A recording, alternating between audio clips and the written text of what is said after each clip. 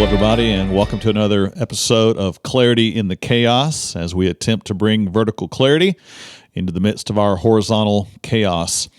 You know, a word that has appeared on our landscape over the last couple of years that's an important word is the word narrative. And it's a word that describes a storyline. It's a word that means the perspective. What is the narrative that you have when you see life? Everybody has one. Everybody has a storyline. Everybody has a perspective from which they view life. And whatever narrative you have will determine the condition of your heart, your mind, your emotions, and your will, the choices that you make. That's why our narrative is important.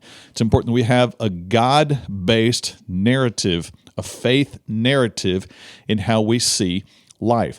As we come to Proverbs 17 today, and we continue our quest to find a nugget in the midst of vast treasure, as we attempt to find one truth in the midst of a treasure chest of truth, we come across verse 22. And I think we find something that's important for us today in the midst of where we are. Verse 22 says, "A merry heart does good like medicine, but a broken spirit dries the bones." This verse tells us about the importance of narrative. Whatever narrative you have, the storyline, the perspective, the bottom line to how you view what's happening in your world, what's happening around you, what's happening to you, the narrative you have has significant effect into your emotions, mind, will, and even your body. Let's break this verse down just a little bit. He says, first of all, a merry heart. This is a word that means joyful, hopeful, faith-filled, confident, and seeing God. The heart that has some perspective that's positive to it, that has hope injected into it. This is not just a series of positive mental thoughts. This is not psyching yourself out. This is not ignoring the reality, but this is confident, faith-based pursuit that sees God and what He is doing in your situation. And the effect of that will be merry, hopeful, joyful, regardless of your circumstances. It causes you to see God in it. So the person that has this kind of faith, this kind of pursuit, this kind of wisdom, this kind of narrative that says, I see where God is in this, I see what He's doing in spite of what's happening.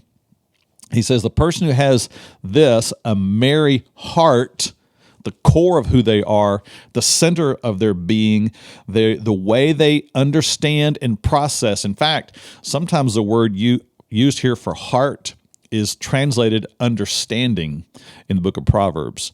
So the person who has a hopeful narrative, a person who has a faith-based story and heart, there's an effect that's caused in their life. This merry heart, this faith-focused narrative, it does something. It says it does good. It has an effect. It causes something.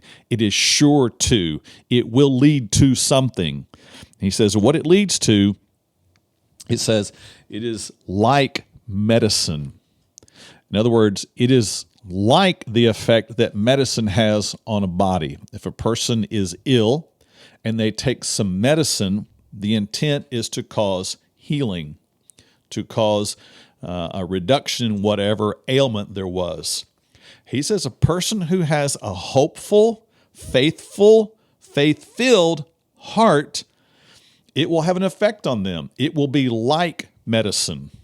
Now, if the Bible uses a physical picture, it's intending to say the spiritual reality is even greater.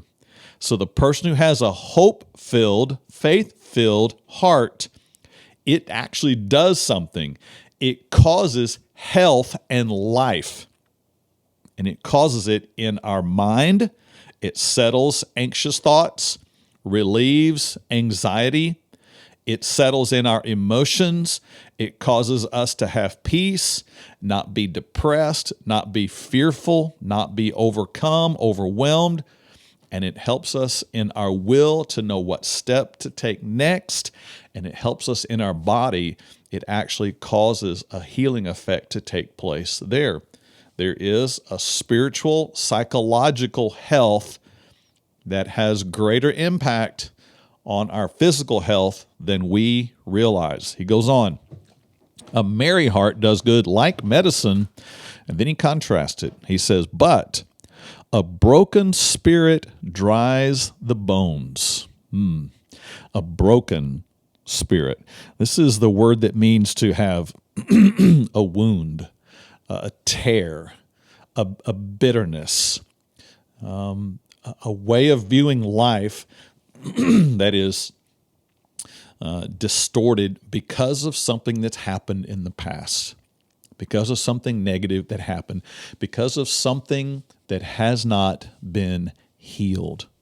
He says this is a broken spirit, the center of the person, their identity, their heart, how they view themselves, how they view others, how they view God. It's broken, it's cracked, it has an infirmity to it, it's distorted, it lacks perspective, it lacks clarity. This broken spirit, it has a negative narrative. It sees others, it sees God, it sees themselves from a narrative that is always headed downward. There's little hope, there's little peace. It's anxiety-ridden, it is depressed, it sees no good, it sees no God in the situation. This is a broken spirit. And it's sad to experience that. It's sad to see someone caught in that. He says there's an effect to it. There's an emotional, a mental, a will, in other words, a psychological effect, but he says there's a physical effect as well. A broken spirit dries the bones. The word here for dries means to cause it to wither, to have no moisture, to lack life-giving force. Now, it also says the bones here. We know our bones, this is a reference to our skeletal system, but doctors have clearly understood that it is within our bones that we have the formation of our white blood cells and red blood cells. They are formed in the marrow, in the center of our bones. And when there is health and life in the marrow, then there's the ability to fight off infection. There's the ability to handle a malady that comes in because the white blood cells are able to bring about healing. He says, in the same way, when we have hope-filled, faith-filled, confident, I see God, I trust God heart, it actually has the power to produce healing in our minds, will, and emotion, regardless of what pain or disruption or brokenness has happened to it. But for those who don't have that, those who don't turn to the Lord in their broken spirit times, they begin to wither and they begin to experience greater emotional turmoil, bitterness, anger, resentment, jealousy, insecurities, fear, anxiety, panic. They begin to overtake the soul, and then the body begins to be affected as well because the immune system is incapable of fighting off physical infirmity, emotional infirmity, and mental infirmity. The hope we have in Jesus Christ, however, is that we can have hope. We can have faith. And in the midst of a world today who is wondering what next, who is wondering what are we going to do, who are filled with panic, who are losing the ability to maintain order in their thoughts and emotions and will and even health in their body, we are invited to a place of peace in Jesus Christ. And may that be our hope today. May we be filled with the confidence of His presence in us and with us and for us. For then when we do, we will have health, we will have life in our soul, and we will have clarity in the midst of the chaos.